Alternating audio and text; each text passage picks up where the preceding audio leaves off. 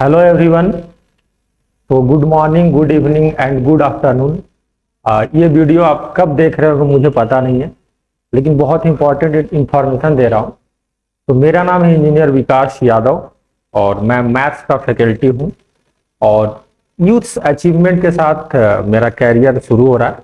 Career तो बहुत पहले शुरू हुआ है, इंट्रोडक्शन में बताने वाला हूँ चीज़ों को, है ना। तो आप देख सकते हैं जो चीज़ें स्टार्ट होने वाली है वो लिखा गया है कि 18/6/2024 से, है ना, मैथ्स के कौन कौन सा प्रोग्राम यहाँ पे लॉन्च हो रहा है, तो उसके बारे में मैं आपको डिटेल बता रहा हूँ। तो चलिए शुरू करते हैं ना। आ, पहले मैं अपने बारे में बता देता हूँ। मतलब सबसे इंपॉर्टेंट चीज ये है कि अगर आप ये वीडियो देख रहे हैं तो आप क्यों देखेंगे, है ना। पहले टीचर के बारे में जानेंगे तब तो देखेंगे। ऐसे सिंपली मैं बता दूं कि ये बैच ये स्टार्ट होगा ना, तो ये आपका टाइम वेस्ट होगा ना। सबसे पहले जान पहचान जरूरी है, तो मैं लिख देता हूं कलर, शायद ये ठीक रहेगा। तो मेरा नाम है इंजीनियर विकास यादव।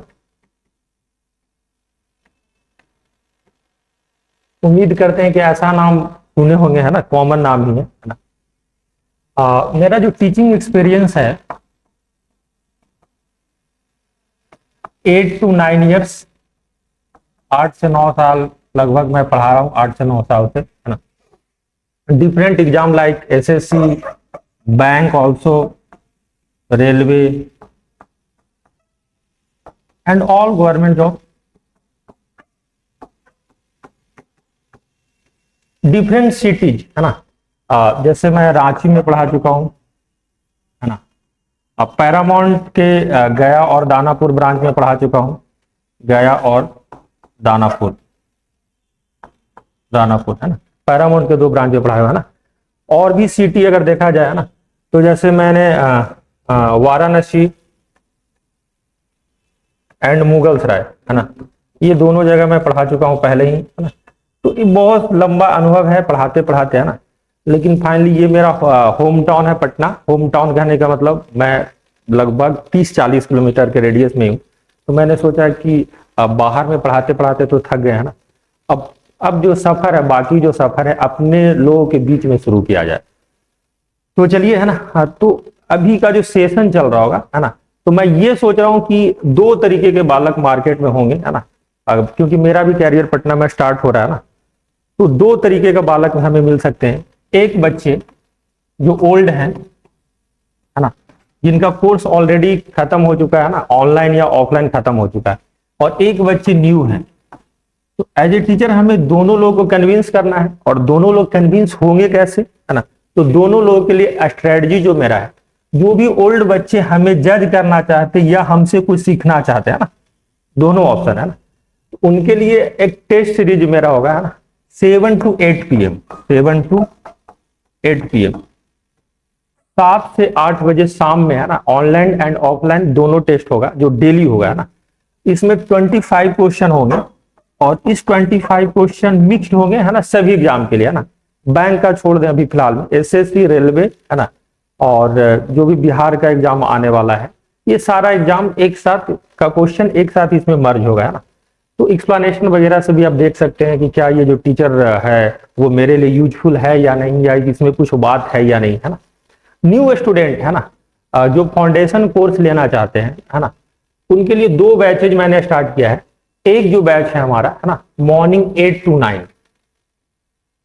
9 AM, और एक जो बैच है मेरा, है ना, शाम में 6 to 7 PM, है ना। एड्रेस तो आप जानते ही हैं, है ना, किसान कोल्ड स्टोर के अपोजिट साइड में, है ना।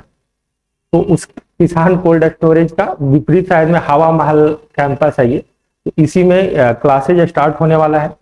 तो मेरा खुद का भी चैनल है वीके यादव मैथ, तो वहां से भी जाके मेरे बारे में आप जान सकते हैं, देख सकते हैं, है ना। किन्हीं को अगर मर्जी हो कि सर आप कौन सा टॉपिक कहीं पे पढ़ाए हैं, तो आप देख सकते हैं, वीके यादव मैथ चैनल का नाम है, वहां पर भी चीजों को जाकर आप देख सकते हैं, है ना, समझ सकते हैं, है ना। तो ये इतनी इंफॉर्मेशन है जो एज ए टीचर मुझे बताना था। अब बात करते हैं कि मैथमेटिक्स और इसका जो इम्पोर्टेंस है उसके बारे में, है ना। बाकी हम ये उम्मीद करते हैं कि चैप्टर्स वगैरह जो है ना, ये क्लासरूम प्रोग्राम का चीज है, आप ऐसा बोल सकते हैं। लेकिन मैथमेटिक्स और मैथमेटिक्स के बारे में थोड़ी सी बात करना बहुत ज्यादा जरूरी है। तो देखिए मेरे 8-9 साल के अनुभव जो टीचिंग कैरियर है और बीटेक का जो दौर था, है ना, वो सभी अनुभवों को एक साथ अगर मर्ज करके, है ना, अलग अलग टाइप के बच्चों को मैंने पढ़ाया, है ना। जैसे आप बोल सकते हैं कि कुछ ऐसे बच्चे भी मेरे जीवन में आए जिनको प्लस माइनस नहीं आता था, पहाड़ा नहीं आता था, उनको भी मंजिल तक पहुंचाना था। कुछ ऐसे भी बच्चे आए जो हमसे भी ज्यादा तेज थे, लेकिन उनको सही टाइम और सही गाइडेंस के द्वारा उनको भी मंजिल पे पहुंचना था। ऐसा भी होता है जीवन में, है ना, ईगो की कोई बात नहीं है। हाँ, तो जो मूल मंत्र ओवरऑल कि अगर कोई बच्चा कॉम्पिटेटिव एग्जाम में कोई भी तैयारी कर रहा है, मतलब कोई भी एग्जाम के लिए, ABCD कोई भी एग्जाम के लिए तैयारी कर रहा है, तो 3 बातों का मतलब जानना उनको बहुत जरूरी है। पहला, कि जो बच्चा, है ना, 1 से 30 तक का टेबल याद कर ले, पहाड़ा, है ना, कोचिंग ज्वाइन करने से पहले या तैयारी करने से पहले 1 से 15 तक का क्यू मतलब क्या, घन, है ना, और 1 से 30 तक का स्क्वायर, वर्ग। इतना अगर वो कलेक्ट कर लेता है या उसके दिमाग में ये चीजें रहती है, तो आप ऐसा बोल सकते हैं कि अब आपके पास कुछ नंबर्स हैं, है ना, उस नंबर्स को हमें अरेंज करना है। क्या करना है? अरेंज करना। तो इसका जो अरेंजमेंट है वो अरेंजमेंट इक्वेशंस के द्वारा होगा। अरेंजमेंट किसके द्वारा होगा? इक्वेशन, समीकरण के द्वारा होगा। उसी समीकरण को हम लोग चैप्टर्स का नाम देते हैं। एग्जाम्पल के लिए अगर टाइम एंड वर्क चैप्टर है आपका, समय एवं कार्य, टाइम एंड वर्क, समय एवं कार्य अगर चैप्टर है, तो उसमें नंबर्स इन्वॉल्व होंगे। एक इसी काम को 35 दिनों में कर सकता है, बी उसी काम को 42 दिनों में कर सकता है ना। तो ये नंबर्स का जब भी ऑपरेशन होगा तो इस चैप्टर का जो भी इक्वेशन बनेगा बस इसमें डालना होगा, है ना। मतलब कि हम लोग को ये चीजें सीखना है, ना कि ये चीज सीखना है। लेकिन 90% बच्चे जो तैयारी करने आते हैं, क्योंकि इंडिया में 10% बच्चे भी सफल नहीं होते हैं गवर्नमेंट जॉब में, आपको पता उतनी वैकेंसी नहीं है। लेकिन 90% जो बच्चा आता है ना, वो 1-2 साल तैयारी करने के बाद भी इसको कंप्लीट नहीं कर लेता है, नहीं कर पाता है। अगर ये दोनों कंप्लीट भी कर लिया लेकिन ये वाला नहीं हो पाता, और यहीं पे उनका मेंटल एबिलिटी भी गड़बड़ा जाता है ना। और भी चीज मैं बताने वाला हूं थोड़ा देर में, है ना। तो इसका क्या इंपैक्ट है वो मैं बताने वाला। अच्छा, ये याद करने से सिर्फ मैथमेटिक्स नहीं, और भी सब्जेक्ट का फायदा होने वाला है। जैसे अगर रीजनिंग की बात करें तो देखिए हम एक चीज बोलकर रियलाइज करवा देंगे आपको, है। देखिए जैसे नौकरी लेने के लिए रीजनिंग सब्जेक्ट, है ना, गलत भी स्पेलिंग हो सकता है, कोई दिक्कत की बात नहीं। तो रीजनिंग एज ए सब्जेक्ट आपको पढ़ना होता है। लेकिन कभी आपने क्या सुना है कि रीजनिंग से ग्रेजुएशन कर रहा है मेरा भैया या दीदी, या 12th में रीजनिंग पढ़ना था, या कोई रीजनिंग से MSc कर रहा है। तो रीजनिंग से ऐसा कोई कोर्स होता नहीं है। इसका मतलब कि ये एकेडमिक कोर्स नहीं है। तो हम बोल सकते हैं कि reasoning is also a part of mathematics. Mathematics का ही पार्ट है क्या? आपका रीजनिंग। तो जिनका भी मैथ्स अच्छा हो या नंबर्स पे कंट्रोल हो, संख्या पे कंट्रोल हो, है ना, नंबर्स, उनका रीजनिंग अच्छा हो। रीजनिंग के अगर कैटेगरी के बारे में बात किया जाए तो ठीक है, वर्बल नॉन वर्बल होता है ना, ठीक है, वो सेकेंडरी मैटर है। लेकिन अगर हम चीजों को अगर बात करें तो रीजनिंग में जैसे अगर स्क्वायर क्यूब चेक करना, कोई सीरीज दिया गया है ना, या कहीं पे आप देखे होंगे कि इक्वेशन में, है ना, LHS बराबर RHS करना, इधर बोर्ड मास रूल से रिलेटेड है, तो वो सब क्या है? मैथ्स ही है। रीजनिंग कहाँ है? मैथ्स ही है। कहने का मतलब कि ओवरऑल अगर आप मैथ्स पढ़ते हैं तो आपको रीजनिंग में भी फायदा होगा। आपका जितना अच्छा मैथ्स होगा उतना अच्छा रीजनिंग होगा, है ना।